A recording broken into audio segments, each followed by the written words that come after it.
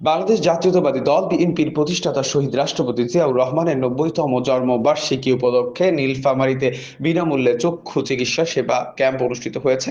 মঙ্গলবার সকাল ৯টার দিকে জেলা সদরের চাপড়া সরমজানি ইউনিয়ন পরিষদ মাঠে দিনব্যাপী ক্যাম্পের আয়োজন করে Ziaur Rahman foundation, doctors association of Bangladesh, Nilphamari জেলা শাখা ও এগ্রিকালচারিস্ট অ্যাসোসিয়েশন অব বাংলাদেশ রংপুরের সহযোগিতায় দিনাজপুর গাক চক্ষু হাসপাতালের মেডিকেল টিম চিকিৎসা সেবা প্রদান করেন।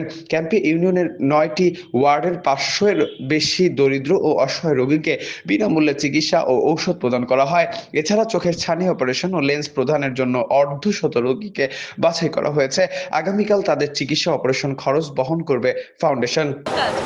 আপনারা যখন উপকার পাবেন, আপনাদের কাছে আমার একটা অনুরোধ, ওনাদের দ্বারা আমাদের উপকার হয়েছে, চোখে আমরা সমস্যাটা দূর হয়েছে, তখন আরও চাচিরা শুনেন। হ্যাঁ, শুনছেন আপনার দুটাকে করে দিয়ে বলেন, এখন পড়েন।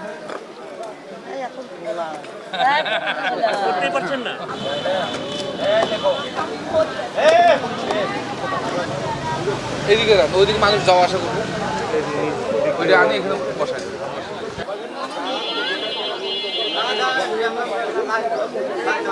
দৈনিক আজকের বাংলা .net